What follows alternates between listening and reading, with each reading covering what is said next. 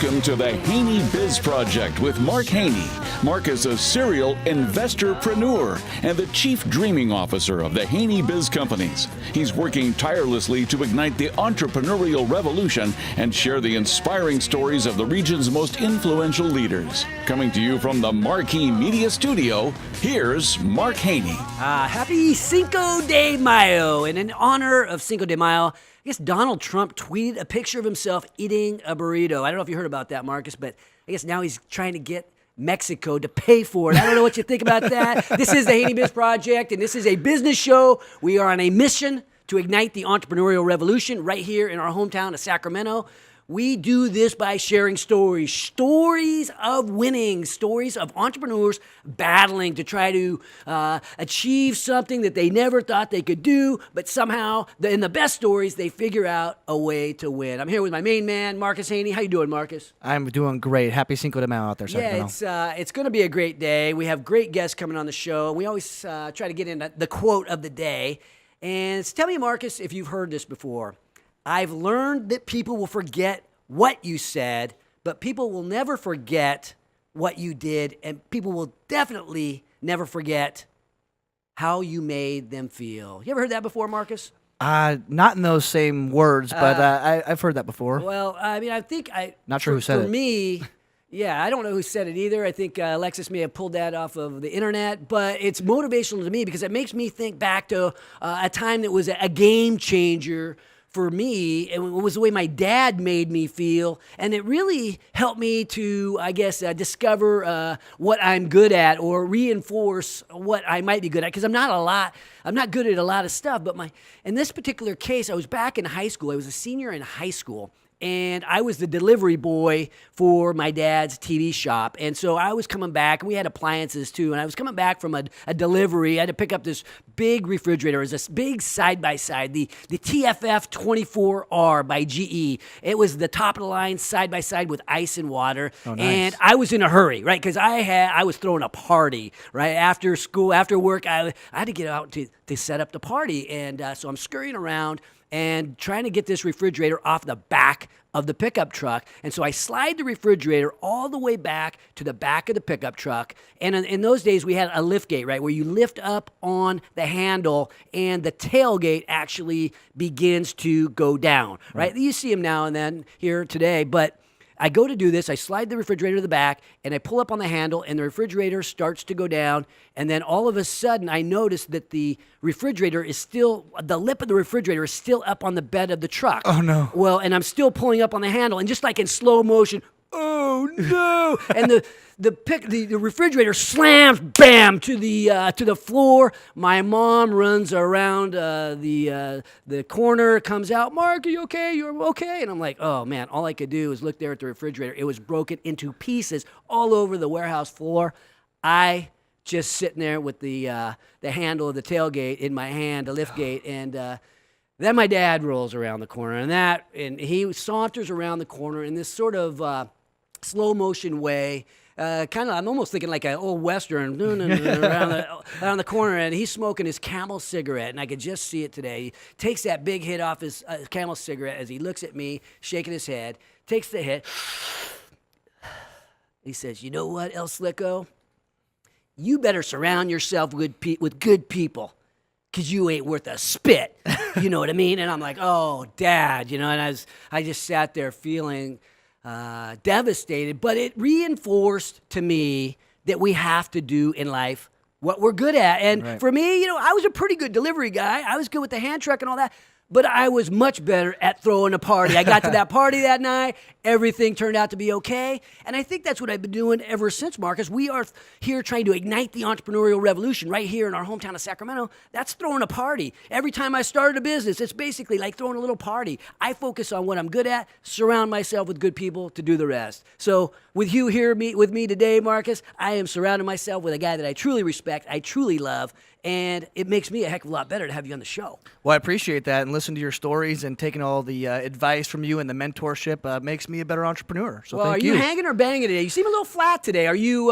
Come on now. You liven up. Sometimes, when we say, "Are you hanging or banging?" When you're hanging, that's cool. If you're in relaxed mode, I don't want to bother you right Come now. on now. I work at my very best opportunity, so I'm over here banging. Okay, you're banging. So we woke you back up. I know you had a late night last night, so you are here. You're with us. You're building a business, and I think so many times, for us, we're good at throwing parties, and we do have a party coming up on the 25th. We've been kind of keeping it a secret, right? We've been keeping this party a secret. It's on May 25th.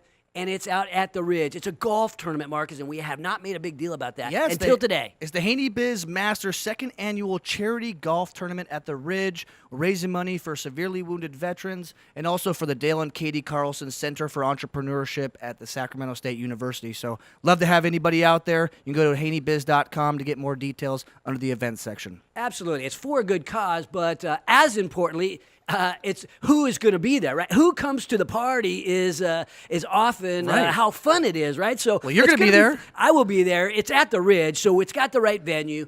It's got me, but it's got the entrepreneurial studs of Sacramento coming out to play golf, to hang out for dinner, and really have a good time. My buddies, we got a 70s rock band coming out, so it's going to be a good time. Marcus will be there. I mean, we think about this, it's like the fear of missing out, Marcus. You call it FOMO, right? Oh, yeah, absolutely. Yeah, What does that mean to you? Well, fear of missing out. I guess that's why you got me late home for curfew all the time, because I didn't want to miss out on those parties in high school. So I'll make sure that I don't miss out on this one either. We got a great party, and the question of the day this week is about hidden gems, right? We all want to find that hidden gem, but the question is, would you rather find that hidden gem, or would you rather be that hidden gem, Marcus? Oh, that's a tough question. I think we were having a little chat before the show about that. And, discovering what you're great at, I think, is one aspect of it. But discovering what somebody else is great at and giving them the opportunity to take that and run with it and help be a good leader is really where all the value comes from. And on this show, we love to share the hidden gems. Today, on the show, we have coming up some entirely awesome stories in entrepreneurship. And I'm going to recognize the people that are coming on the show today. But before I do that, the end of the show today, I have a special announcement. You're going to need to stick around. Special announcement coming at the end of the show. But later in the show, we will meet Jacob Olencott, a man that believes working with passion for a purpose. And he's a partner in the public affairs firm Reagan Sharp. We will also meet the fundraising guru, the man helping drive the launch of the Carlson Center for Entrepreneurship and Innovation, Al Frazone, the Vice President for Advancement at Sacramento State University. But coming up after the break, we will meet the illustrious Lewis Stewart, the Chief Innovation Officer of the City of Sacramento. Join the revolution at HaneyBiz.com, brought to you courtesy of Marquee Media. This is the Haney Biz Project.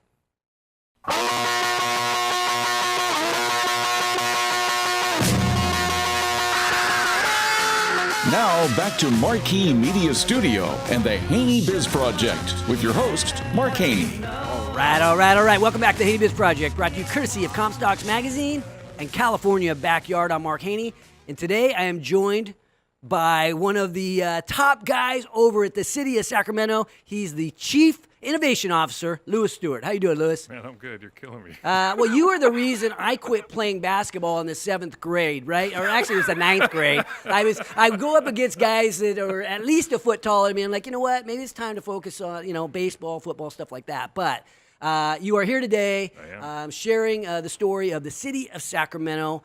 But let's get to know Lewis Stewart a little bit more. For those of us that know you, we love you. But for the rest of the city, tell us who Lewis Stewart is. So one, I want to start by saying I'm the short one in the family.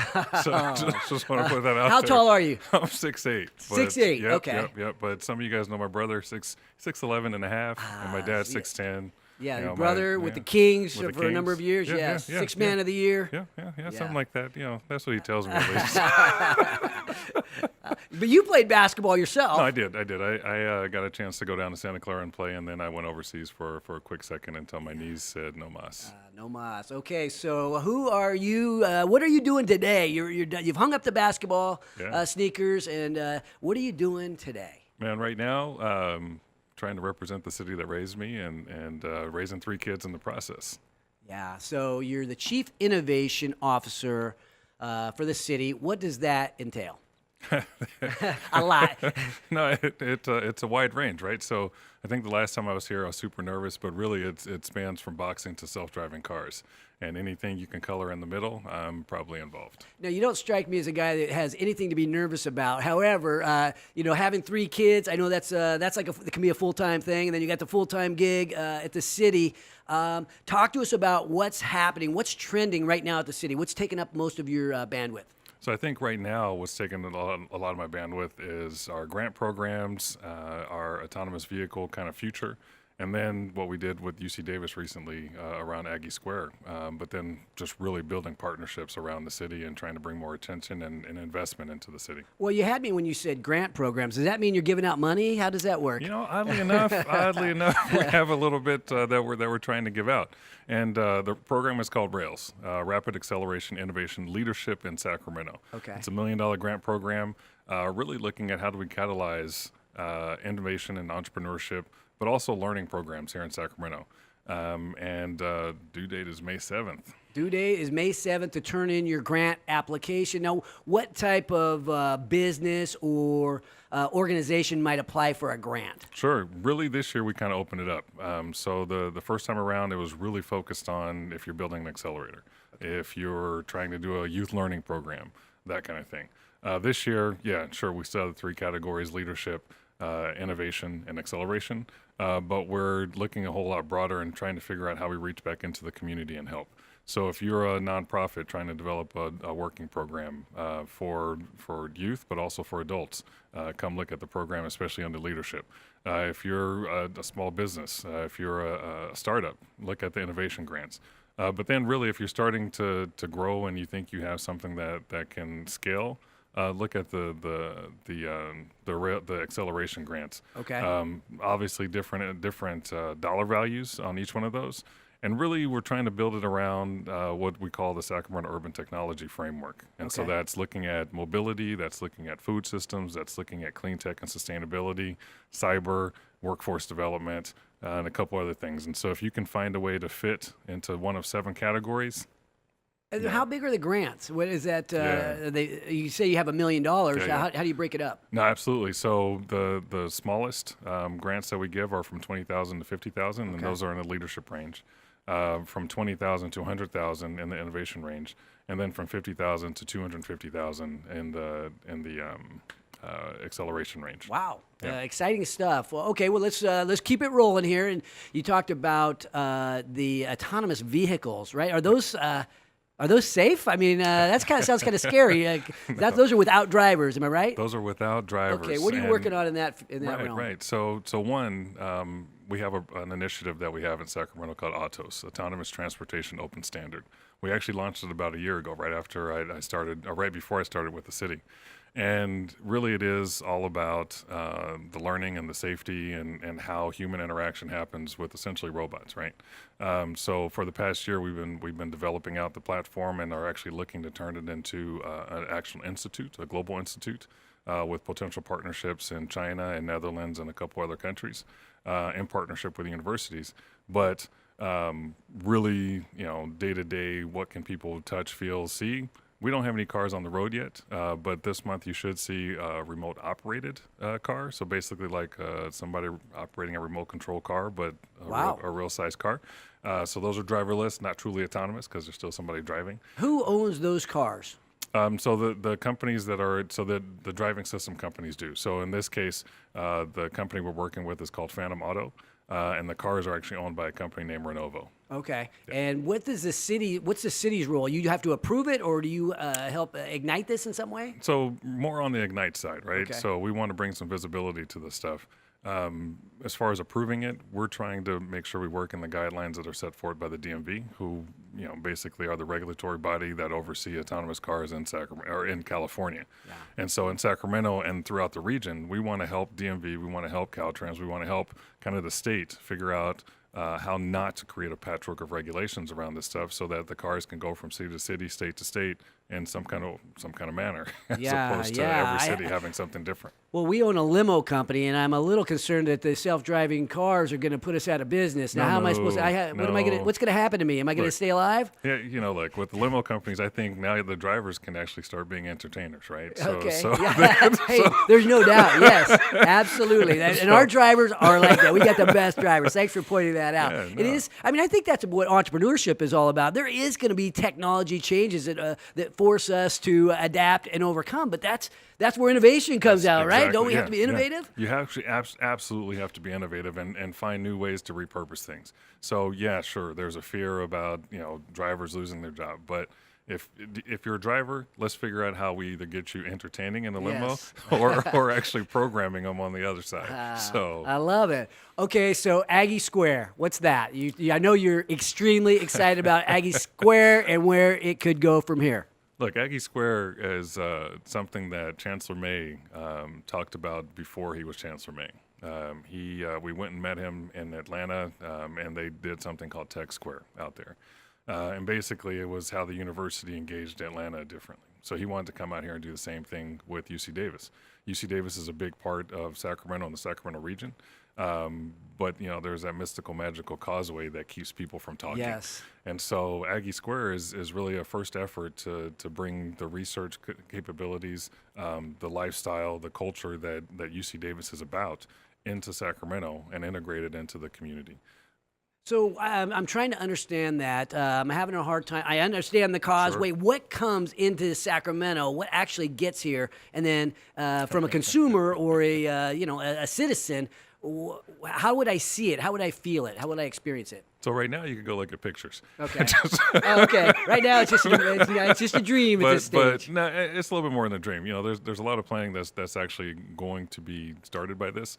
The first kind of Aggie Square instance is based around the Med Center in Oak Park. Okay. And so if you just think about the Med Center period, you're going to think biotech, you're going to think life science.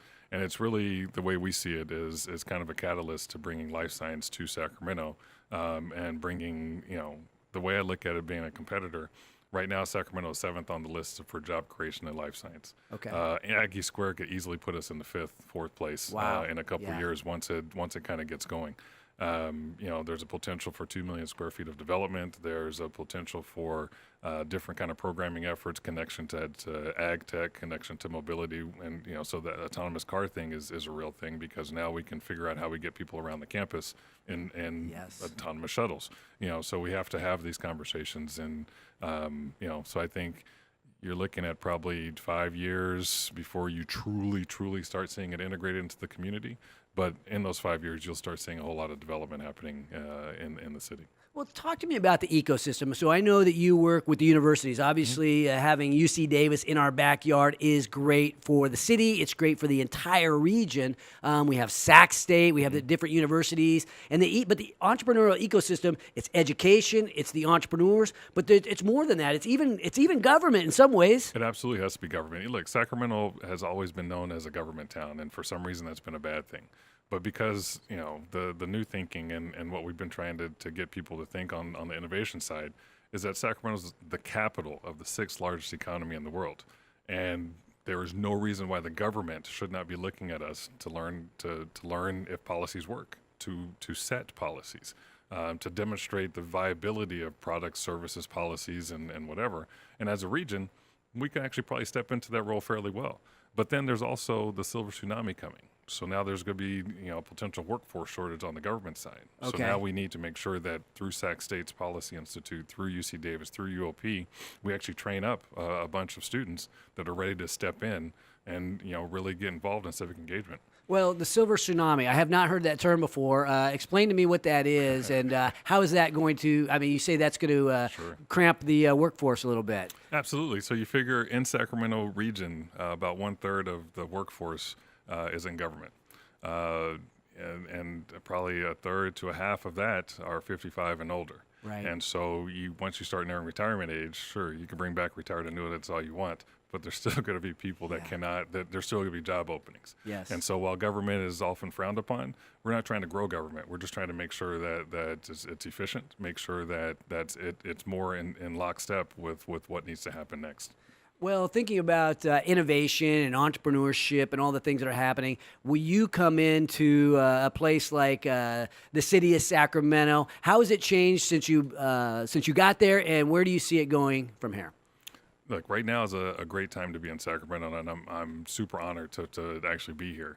And what's really changed is that people are actually starting to talk about partnership in a different way. People are not necessarily looking only towards the Bay Area for savior, right? Yeah. We actually have so much here. I think now it's just a matter of aligning stuff and making sure that the universities are part of what we're doing. Government is actually looking at new ways of operating and new things that they can actually bring in to help the citizens. But then industry that's here, that's growing, making sure that they have what they need in order to expand and stay.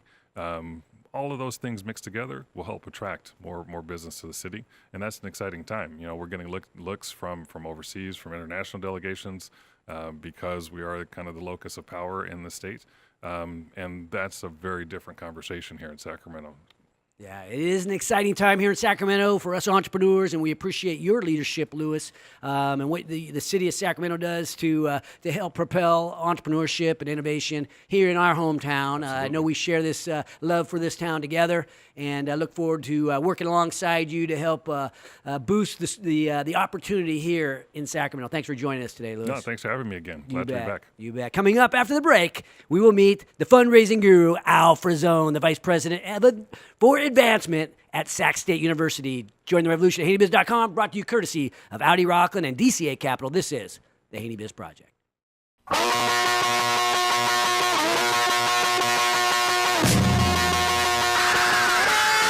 Welcome back to the Marquee Media Studio with Mark Haney, igniting the entrepreneurial revolution with the Haney Biz Project. Welcome back to the Haney Biz Project, brought to you courtesy of Hub International and Legion AVS. I'm Mark Haney, and today I have the privilege of bringing on Al Frazone, the Vice President for Advancement at Sac State University. How you doing, Al? I'm well, Mark. Thanks for having me. Al Frazone. Now, the name kind of sounds like a mobster type name. You're not a mobster boss, are you? I'm thinking of Al Capone. Sorry about that. Al Frazone. Okay, so Sac State. You're over there with the guys over at Sac State University. How you doing, Al? I'm doing well. All right. So, and originally from New York, so that just reinforces all your senses. I love it. All right. Who is Al Frazone? What are you doing here in Sacramento? That's a great question. I never planned to move to California, but about 8-9 months ago, I was contacted about an opportunity here in Sacramento at Sacramento State. And at the time, it was a search person contacted me, and I promptly declined. I said, "No, I'm not moving to California." What was your first thought? California? Are you kidding me? I love California, but all my time had been spent on the coastal cities in San Diego, L.A., San Francisco. And she basically asked me to at least investigate it somewhat as a favor to her to make the search a little more robust. I came out here, was contacted as a semifinalist, and was just really impressed with the community. And it totally flipped every sort of impression I had ever had of California, which wasn't bad, but the folks of Sacramento, the people, the potential of this city, and then the leadership going on at Sac State and Dr. Nelson, our president. It was just the perfect storm in many ways, and here I am. Well, talk to us about what you're doing at Sac State University. Well, so I'm the Vice President of Advancement, and I'm in charge of all the fundraising and marketing communications for the university. And so I spent 17 years at Marquette University prior to coming here. And I've been in the development fundraising business for almost 30 years now. So Sac State has a number of great, exciting things going on campus, one of which, of course, is the Dale and Katie Carlson Center for Entrepreneurship Yes. and Innovation, which you're involved with. Thank you very much. Yes. Your energy on our advisory board is second to none. You know what they say: if you don't have talent, you better have some energy. So that's what I brought. I bring that wherever I go. I have this endless supply of energy. It just renews every day. But yeah, I bring the energy to this group. But talk to us about what we're doing from your perspective with the Dale and Katie Carlson Center for Innovation and Entrepreneurship. How does that? What do you see? Well, I think hopefully it's a program. Ultimately, this was a dream of Dale's for sure. I mean, he is the quintessential entrepreneur in many ways. Certainly one of the. If there was an entrepreneurship Hall of Fame in Sacramento, he'd probably be a first ballot guy. He right? would be on the wall for sure. No question. No question. And so, Dale is very proud alumnus of Sac State. And so he wanted to really foster that entrepreneurial spirit on our campus and with our students, our current students and our future students, that we really have a culture of innovation and entrepreneurship on our campus. And from Dale, being the wise man that he is, realized that Sac State could also play a very integral role in advancing the entrepreneurial culture in the city of Sacramento. Yes. And so I think that's really where we're excited about being able to contribute to So that. he made this huge donation to you guys. We're building out the center. He's brought in all the entrepreneurial studly friends that he's got, plus me. I snuck in there somehow. And we're designing a way to not only help the students at Sac State, but yes, have it spread throughout the community. But what you're doing is beyond that. Talk to us, and we can go on and on about Dale, but this is the Alpha Zone show. Yeah. So talk to us about what else you're doing. So, Dale made a $6 million investment in the program, which is allowing us to hire an executive director who's going to run the program. We have 4 finalists right now that are on campus this week, and an incredibly talented group of people. So we're going to have a great leader of the program in the very near future. And then there's going to be a real detailed set of priorities that fall out from that once that director gets on board. On an interim basis, however, we already know that we're committed to investing, and we need investment in things like funding for pitch competitions on our campus. Yes. Mentoring programs that are going to get our kids excited about what innovation entrepreneurship means, and to really learn and benefit from practitioners that have actually done it. Yeah. And also scholarship opportunities, funding opportunities to get these buildings, these initiatives launched, and to promote it throughout the colleges. We're a little unique. Some entrepreneurship programs are housed solely in a business department. Ours is multidisciplinary.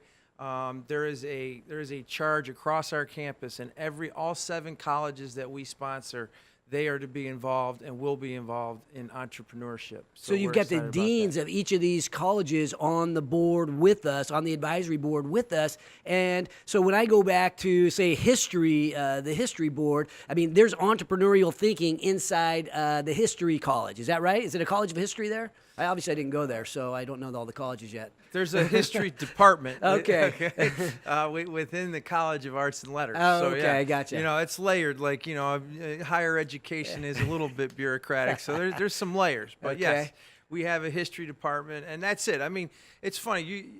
Listening to you open your show and talk about your passion for entrepreneurship and innovation, you're creating a culture in this community. And Dr. Nelson really, I think, and someone like Dale Carlson really understand the value of creating an entrepreneurial spirit in a community, whether it's the Sacramento community or the Sac State community amongst our students. And once you get everybody on a 30,000 student campus, thinking all the time about being creative and being entrepreneurial, the sky's the limit on what you can accomplish. Yeah, you think about investing into these future leaders of Sacramento, future leaders of America, these entrepreneurs, and will be entrepreneurs. I mean, if you think about what that might do for the region and for the state and beyond, I mean, how might it impact a city like Sacramento from your viewpoint? Well, I think that's a big reason why I'm here. The potential upside of a city like Sacramento, as Lewis pointed out, there's been a long time sort of stereotype of a government town, but there's so much going on for this city right now, and you see it you can't walk out your front door without seeing it. So I think we have to leverage that. We look at the growth of Sacramento as Sacramento State being an integral part of that and growing right alongside of that. If the city of Sacramento is to reach its full potential, it can't do it without a great, strong, growing, vibrant Sacramento State. 80% of our students, all right, our graduates remain in the Sacramento area. Yeah. So if you're a future employer, all right, and you want to hire talent and retain that talent, where better to go than Sacramento State? And so we want to be on the ground floor of something like this, entrepreneurship and innovation, and be a leader in the community. Well, I love what you're doing, and you use the term leadership, and the way that Robert Nelson stood out to you, the president of Sac State University. I had that same feeling when I met him, and we only have a minute left, but in speaking out to the people who are thinking about where do I want to go to college, where there may be some young people listening, or where do I want to have my kids go to college, talk to me about what difference the leadership there at, did I say Sierra College? I didn't say Sac State University. Boy. We have to edit that, Jeff. When you think about the leadership at Sac State University and Robert Nelson, describe to me the way you felt and why we might want our children to go to Sac State University. Well, I think, the big reason why you want your kid to go to Sacramento State is because, and Robert Nelson leads the charge on this, every decision we make, every initiative we launch at the university is focused on the students. All right? It is a student-centered organization, student-centered university. And there's a lot of great research universities out there doing a lot of unbelievable things, making amazing discoveries. But Sac State doesn't pretend to be that. Sac State is someone is an organization that is committed to educating kids and making them, creating a roadmap for them to make a tremendous impact in the community and elevate their own lives when they graduate. And what more, if you're a parent, would you want for your kid in the college experience? Well, Al Frazone, welcome to California. Welcome to Sacramento. Appreciate what you're doing for these students, what you're doing for our college here, Sac State University. Look forward to knowing you better. Look forward to working with you on the Dale and Katie Carlson Center. It's going to be a ton of fun. When we come back, we're going to meet a man named Jacob Uhlenkott, a man that believes in working with passion for a purpose. He is the partner in the public affairs firm Reagan Sharp. Join the revolution at HaneyBiz.com, brought to you courtesy of Chicago Fire and Apex Appraisal Services. This is the Haney Biz Project.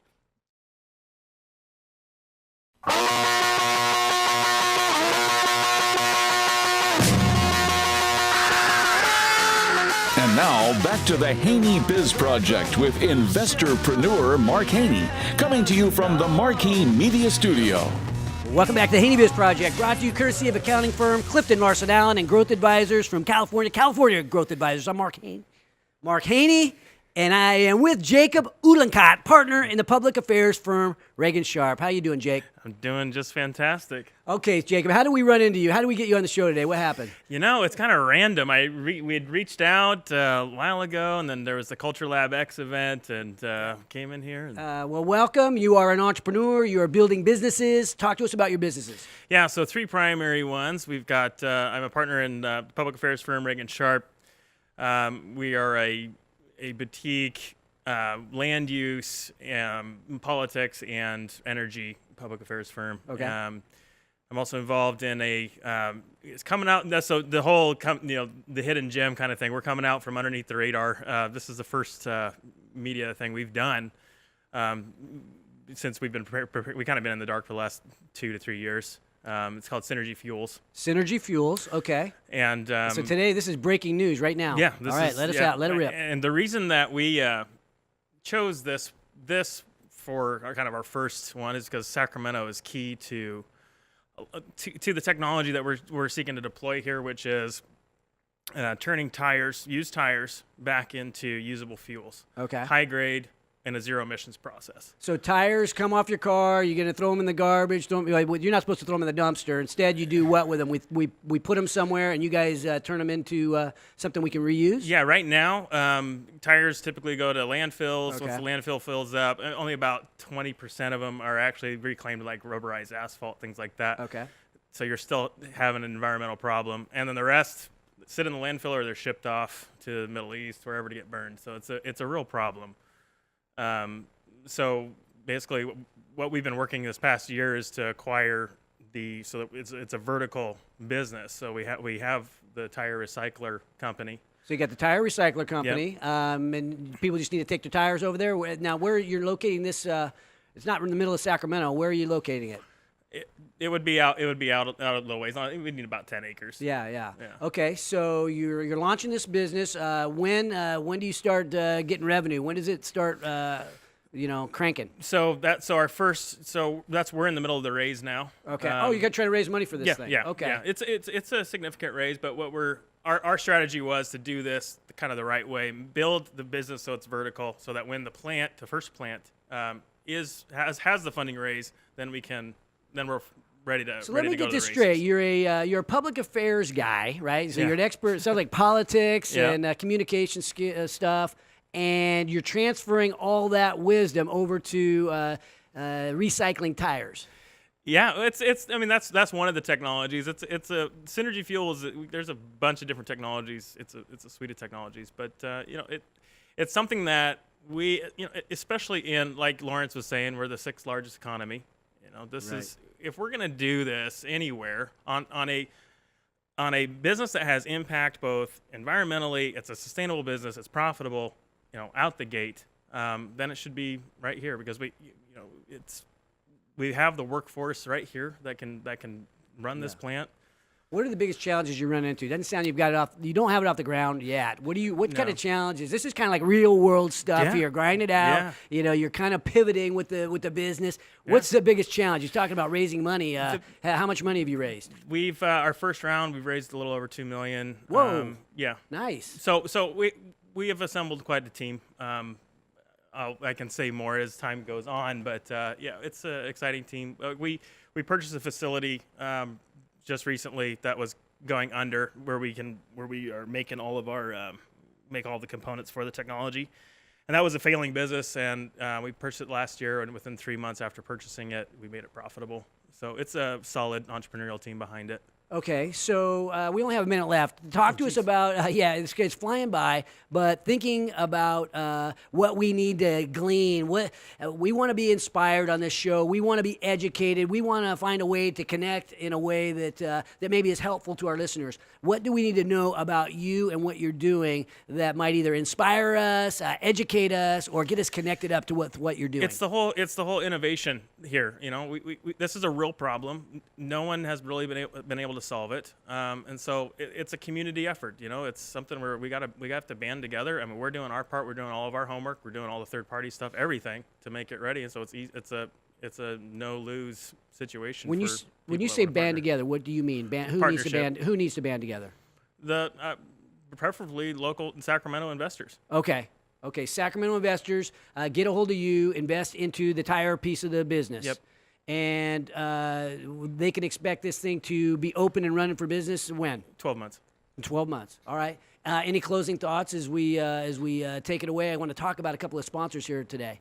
Any closing thoughts? Well, it says what kind of closing thoughts as far as just just takeaways that we should have about what you're doing and what you'd like to see us do, how to move us into action. When you go through the whole entrepreneurship thing, there's and this is with my other business, which is BizSprout. It's inspiring hope. It's inspiring hope. So like if you're in a rural community, if you have a laptop, you can start a business. You can do this stuff. I mean, I came across, just keep moving, keep meeting people, and you'll come across some amazing stuff like what the Synergy Fuels is. Yeah, just keep battling. Good job, Jake. I love the ambition. I love what you're doing. You're into a number of different things, and you're a young guy, and I definitely wish you the best.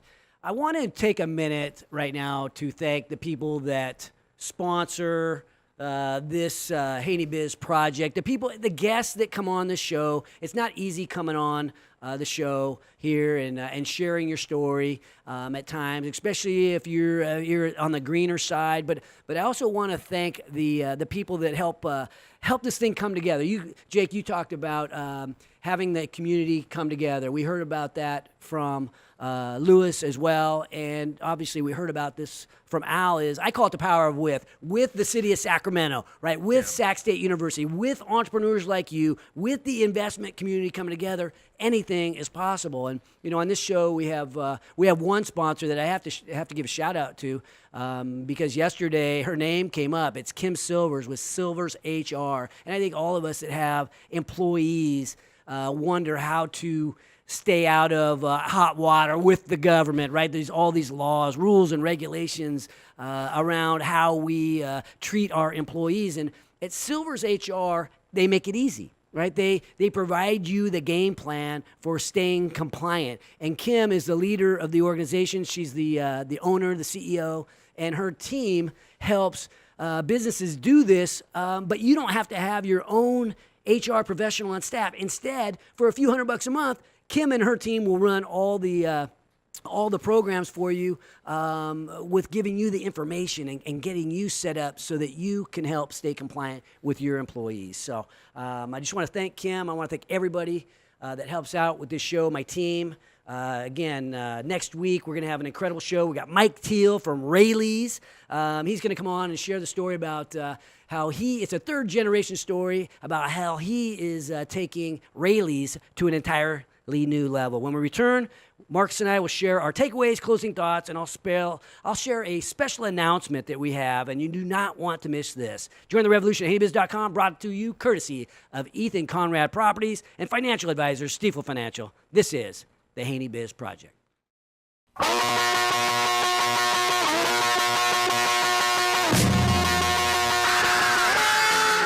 Welcome back to the Marquee Media Studio for Mark's takeaways from today's Haney Biz Project. Welcome back to the Haney Biz Project, brought to you courtesy of Silvers HR and 5 Star Bank. I'm Mark Haney, and I'm back here with Marcus Haney. Marcus, takeaways, closing thoughts.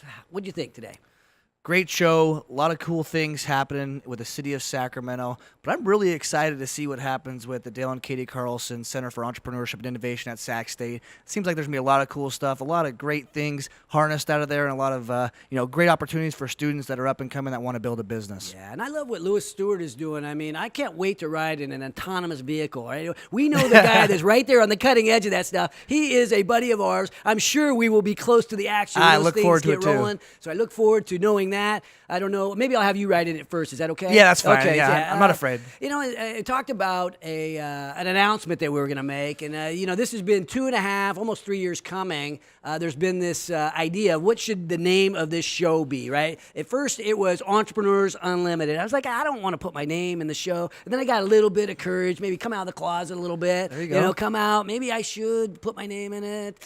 Let's call it the Haney Biz Project, because I have this fascination, right, that if enough of the more successful entrepreneurs help enough of the up-and-comers, then we could ignite an entrepreneurial revolution. And that fascination, it's becoming more than a fascination these days. It is actually starting to come true. And so after much coaxing, we have decided for me to come out a little bit further out of the closet. All right. And we're going to call this the Mark Haney Show. Well, what do you think? Luckily, it's a good name, huh? Luckily, I've got the same name, so I'm okay with it. Mark Haney Jr. Show. I love it. We're going to change the name. I think we're going to get the marketing guys to do this. I think sometime midsummer, this will be the Mark Haney Show. You see me up there on the billboards, which is embarrassing at times, but I think it's starting to help build the brand. But more than importantly, I think it's starting to connect me with the entrepreneurial community here in Sacramento and hopefully get some of these entrepreneurs off the ground, over the hump, and creating the opportunity like what Dale Carlson did and is continuing to do there at Sac State. So I think it's okay to be the hidden gem, but when you start to become discovered, you start to come out of the closet a little bit, you know what? I look at it as that is our moral obligation to, if you have a gift, right? I'm good at throwing a party that people want to come to. It's hard to admit that publicly, but you know what? I am doing that. That is what is happening here in Sacramento. And I'm not the only party thrower here in town, but I am working together with the other people, some of the other leaders here in Sacramento to help throw a party that people want to come to here in Sacramento for entrepreneurship. So I'm proud of what we're doing here on the show, Marcus. I am coming out of the closet. We are going to do this. Sacramento will not forever be a government town. We are moving this thing into the world of entrepreneurship. It's the right thing to do. It's the moral thing to do for our kids and our grandkids and for the future generations. So this is going to happen. I am going to share the gem stories of Sacramento's entrepreneurship. And part of that is me getting myself known, coming out of the closet. This is going to be the Mark Haney Show. I love it. I'm fired up. You got me going. A shout out, to everybody that's helping us fight the good fight. Yesterday I was at the Family Business Association. I was on the panel, and I got a chance to sort of say my piece out there. And I let it happen. They asked us questions like, the first question of the panel was, why haven't you moved from California? Why are you still in Sacramento? And I could only say one thing. I said, you know what? My grandson plays Little League on the same place where I played Little League, where I coached you, Marcus, in Little League. Right. My business partners are guys that I played Little League with and football with. And when I think about what's important to me in my life, it's my family, it's my friends, and it's this community of Sacramento. It's what I love, and I will never leave. You can be one of those people that decides to take off for a tax break or for a change in regulation, but there is nothing like the people. As Lewis Stewart said it today, there is nothing like the people of Sacramento that makes this great. So as we go to break, and as we end today, I just think if you're searching for that one person that can change the trajectory in your life, maybe we ought to take a look in the mirror. Right? Maybe that person we see looking back at us is the hidden gem, right? I call it a fascination for driving entrepreneurship. But you know what? Whatever you love about yourself, I love the fact that I'm driven for entrepreneurship. It's what I bring. When you don't have talent, you bring passion, you bring energy. That's what I bring for entrepreneurship. And so as we close it out today, just a salute to all the leaders of hometown patriotism, to all those fighting the good fight for our freedom, our security, and for this game we call entrepreneurship. To the 13 stripes and to the 50 stars, and to the one big American gem, always worth fighting for, you. Never above you, never below you, always by your side.